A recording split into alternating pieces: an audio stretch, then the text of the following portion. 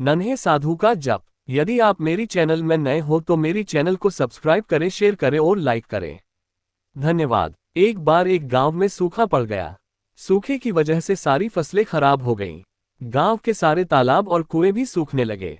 ये सब देखकर गांव के मुखिया ने सभी गांव वालों को एकत्रित किया और कहा, मुखिया भाइयों, हमारे जिले में भयंकर सूखा पड़ा है। कुओं और तालाबों में कुछ ही दिन का पानी बचा है। ऐसे में अब अगर हमने कुछ नहीं किया तो सब मारे जाएंगे।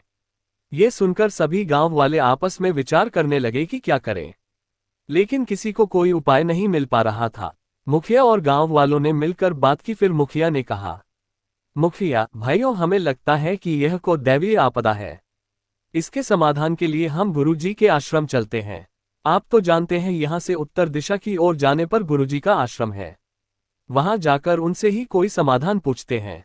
अगले दिन गांव के सभी लोग गुरुजी के आश्रम में पहुंच जाते हैं। वहां जाकर देखते हैं कि एक छोटी सी झील के किनारे बहुत से साधु बैठे तपस्या कर रहे हैं। पास ही कुछ साधु हवन कर रहे हैं।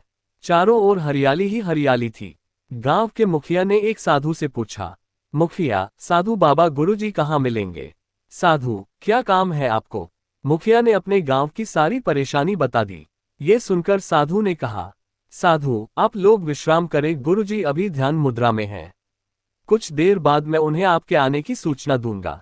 मुखिया और गांव वाले वहीं हरी हरी घास पर बैठ गए। ऊपर पेड़ों की छाया थी, नीचे हरी घास, चारों ओर खुशी का माहौल देखकर सब अपना दुख भूल गए। कुछ देर बाद साधु ने आकर बताया कि गुरुदेव आपको बुला रहे हैं। मुखिया और कुछ लोग गुरुजी की कुटिया में पहुंच गए। उन्होंने दंडवत गुरुजी को प्रणाम किया। गुरुजी बताइए, क्या कष्ट है? आप सब यहाँ किस लिए पधारे हैं? मुखिया ने सारी बात बता दी। गुरुजी, ये तो प्रभु की इच्छा है, मैं इसमें क्या कर सकता हूँ। जिस जीव का समय पूरा हो जाता है वह भगवान की शरण में चला जाता है। जाओ श्री हरि का नाम जपो, वही तुम्हारे कष्ट का निवारण करेंगे। मुखिया, गुरुजी हम सूखे की मार झेल रहे हैं। फसलें हमारी नष्ट हो चुकी हैं। हमारा परिवार भूखों मर रहा है। आप भगवान का नाम जपने की बात कर रहे हैं। ऐसे में भगवान का नाम कैसे जप सकते हैं? ये सुनकर गुरुजी हंसने लगे। गुरुजी, अच्छा तो ठीक है, मैं तुम्हें अपने आश्रम के सबसे छोटे साधु जिसकी उम्र 5 वर्ष है उसे तुम्हारे साथ भेज देता हूँ। वो तुम सब की ओर से नाम जप करेगा, जिससे बारिश हो जाएगी। लेकिन मेरी एक शर्त है, उस बालक को कोई कष्ट नहीं होना चाहिए। वह वहां केवल 8 दिन रहेगा। आपको उसकी सेवा करनी होगी। अगर वो आपकी सेवा से प्रसन्न हो गया तो हरि भी प्रसन्न हो जाएंगे। गुरुजी ने उस 5 वर्ष के साधु को अपने पास बुलाया और उसके कान में कुछ कहा। वह बालक साधु हंसते हंसते गांव वालों के साथ चल दिया। गांव में जाकर उसने एक पीपल के पेड़ के नीचे अपना आसन जमा लिया और हरि नाम का जाप शुरू कर दिया। सभी गांव वाले उसके लिए तरह तरह के फल, मिठाइयां, दूध, दही लेकर उसके पास पहुंचने लगते हैं। कोई अपने घर से दरी चादर लेकर पहुंचता है, लेकिन वह छोटा साधु केवल हरि का नाम जाप करता रहता है। गांव वाले उससे बहुत अनुनय विनय करते हैं, लेकिन वह किसी की नहीं सुनता। एक दिन बीत जाता है। अब मुखिया और गांव वालों को चिंता होने लगती है, क्योंकि उन्होंने उस बालक का ध्यान रखने के लिए कहा था और यह बालक न तो कुछ खा रहा था न पी रहा था। गांव में बातें बनने लगी, हर घर में यही बात होने लगी। औरतें आपस में बात करती, अरे वो छोटा सा बालक तो केवल हरि हरि जपता रहता है, समझ नहीं आता क्या करे। इधर गांव के मुखिया और गांव वाले बार बार उसके पास जाते और बोलते, महाराज हरि हरि बाद में जप लेना, पहले कुछ खा लो। पूरा गांव यही बातें बना रहा था। इसी तरह 7 दिन बाद जाते हैं।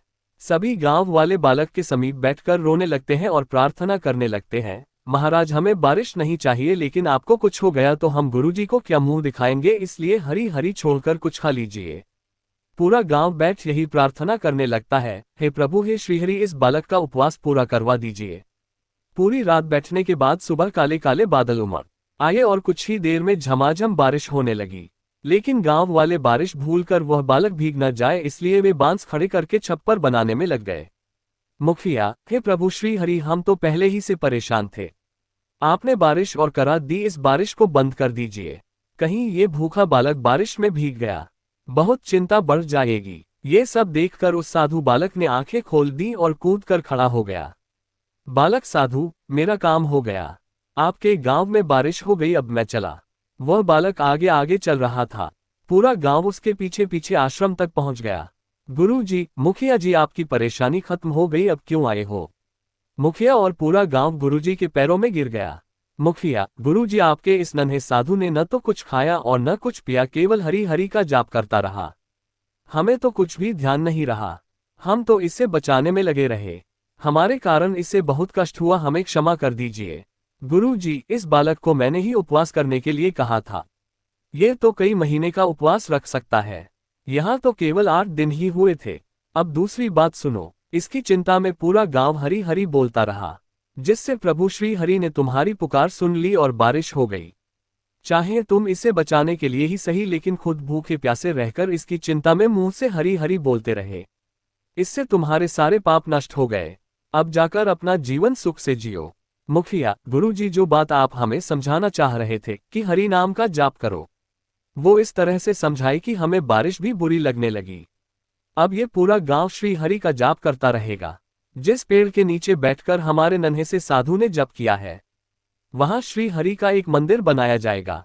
गुरुजी से आशीर्वाद लेकर सभी गांव वाले वापस आकर श्री हरि का नाम जपते हुए जीवन बिताने लगे। पूरी कहानी सुनने के लिए धन्यवाद।